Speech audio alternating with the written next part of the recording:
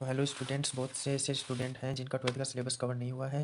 तो हमारे चैनल पर तीनों सब्जेक्ट फिजिक्स, केमिस्ट्री और मैथ तीनों का डिटेल सिलेबस कवर करवाया जाएगा।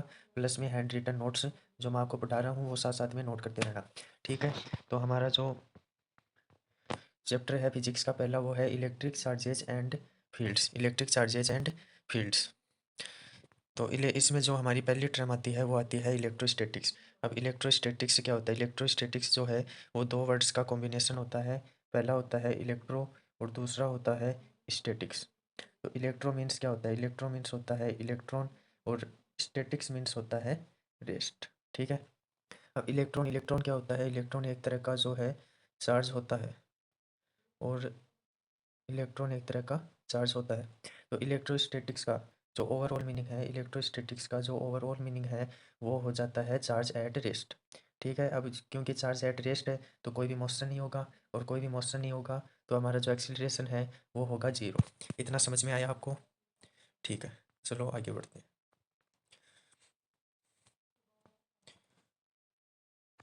आगे जो हमारा आता है वो आता है इलेक्ट्रिक चार्ज। इलेक्ट्रिक चार्ज का काम क्या होता है?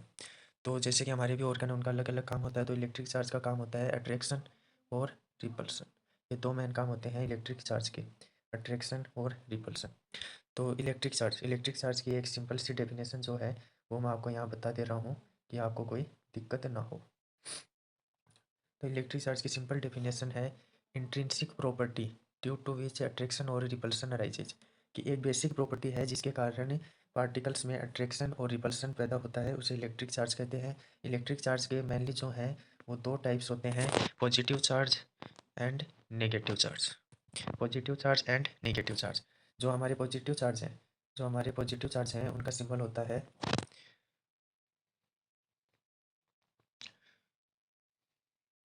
जो हमारा पॉजिटिव चार्ज है उनका सिंबल होता है प्लस क्यू। चार्ज को हम डिनोट करते हैं क्यू से, ठीक है।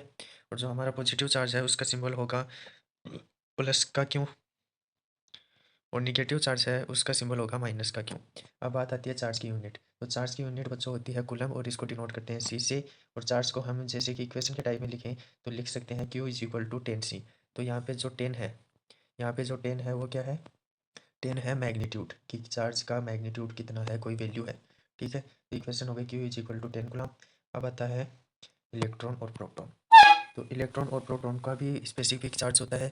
जैसे कि इलेक्ट्रॉन का चार्ज होता है 1.6 इंटू 10⁻⁻19 कूलम, और प्रोटॉन का चार्ज होता है 1.6 इंटू 10⁻⁻19 कूलम। अब आप बोलोगे सर ये तो सेम हो गया। तो बच्चों सेम नहीं है, इनमें इतना ही फर्क है कि इलेक्ट्रॉन में माइनस लग जाता है, निगेटिव लग जाता है, और प्रोटॉन में पॉजिटिव लग जाता है, ठीक है। नेक्स्ट टॉपिक हम पढ़ेंगे न्यूट्रल बॉडी क्या होती है, पॉजिटिवली चार्ज्ड बॉडी क्या होती है, और निगेटिवली चार्ज्ड बॉडी क्या होती है। तो जो न्यूट्रल बॉडी है उसमें जो नंबर ऑफ इलेक्ट्रॉन्स हैं और नंबर ऑफ जो प्रोटॉन्स हैं वो रहेंगे अपने सेम। और जो पॉजिटिवली चार्ज्ड बॉडी कैसे होगी? इसमें जो ये एक इलेक्ट्रॉन है, यहाँ पे जो इलेक्ट्रॉन था ये एक इलेक्ट्रॉन हमने आउट कर दिया, तो यहाँ पे जो नंबर ऑफ प्रोटॉन्स हो गए ज़्यादा। तो ये हो गई पॉजिटिवली चार्ज्ड बॉडी। अब आती है निगेटिवली चार्ज्ड बॉडी। तो निगेटिवली चार्ज्ड बॉडी में यहाँ पे जो एक प्रोटॉन है उसको हमने यहाँ से आउट कर दिया, इसको आउट कर दिया, तो यहाँ पे नंबर ऑफ इलेक्ट्रॉन्स हो गए ज़्यादा। तो ये हो गई निगेटिवली चार्ज्ड बॉडी। अब क्यू टोटल। अब न्यूट्रल बॉडी में एक सीन ये होता है कि इसमें जो टोटल चार्ज है वो होता है 0 कूलम्ब। ये है जी लग रहा है लेकिन ये है 0, और ये सी से कूलम्ब, ठीक है। अब आता है मेथड्स ऑफ चार्जिंग। तो बेसिकली 4 मेथड होते हैं चार्जिंग के। तो उसमें पहला जो आता है वो आता है फ्रिक्शन।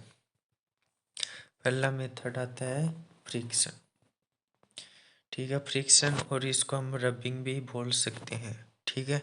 तो फ्रिक्शन में क्या होगा?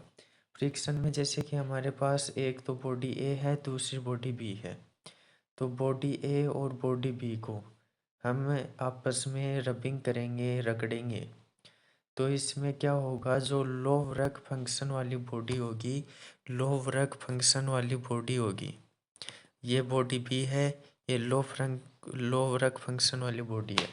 और लो वर्क फंक्शन का मतलब क्या होता है कि जो इलेक्ट्रॉन अपना इलेक्ट्रॉन है वो इजीली रिमूव हो जाता है। ठीक है, तो लो जैसे हम इसको रबिंग करेंगे, लो वर्क फंक्शन वाली बॉडी है जो बॉडी बी है उससे एक इलेक्ट्रॉन बॉडी ए में ट्रांसफ़र हो जाएगा। अब बॉडी ए में क्योंकि एक इलेक्ट्रॉन ट्रांसफ़र हो गया है तो पहले ये न्यूट्रल थी, number of electrons and number of protons equal थे।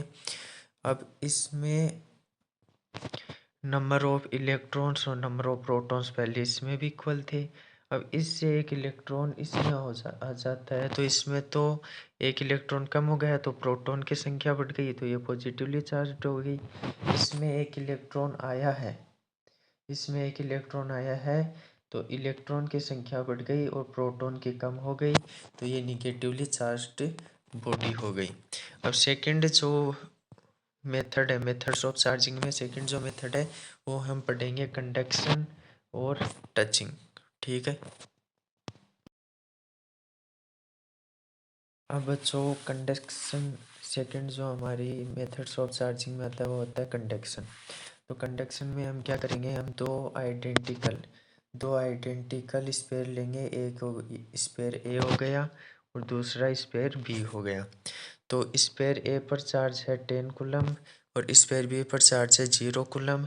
क्योंकि ये दोनों आइडेंटिकल हैं तो दोनों की रेडियस होगी आर और इसकी भी होगी आर। ठीक है, तो T0 time is equal to 0 पर ए स्पेयर पर चार्ज है 10 कूलम और बी स्पेयर पर चार्ज है 0 कूलम।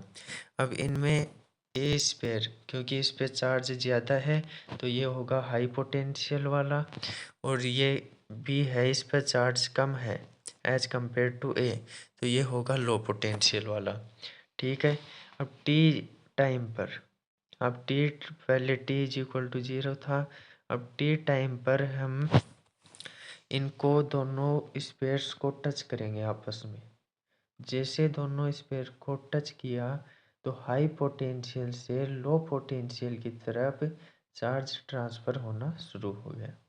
हमेशा एक बात याद रखना कि चार्ज हमेशा हाई पोटेंशियल से लो पोटेंशियल की ओर जाता है। तो जैसे हमने टी टाइम पर इन दोनों को टच किया तो हाई पोटेंशियल से लो पोटेंशियल की ओर चार्ज ट्रांसफ़र होना शुरू हो गया और एक निश्चित टाइम पर यानी मान लो 1 या 2 मिनट बाद कुछ देर बाद जैसे ही हमने T1 यानी कुछ देर बाद जैसे हमने इनको सेपरेट किया तो कंडीशन ऐसी आई कि दोनों में चार्ज इक्वल हो गया, इसमें भी 5 कूलम और इसमें भी हो गया 5 कूलम। ठीक है, तो इसमें कॉन्सेप्ट क्या था, कॉन्सेप्ट इतना ही है कि हमारे पास दो बॉडी हैं, दो चार्ज्ड बॉडी हैं, एक है Q1 दूसरी है Q2।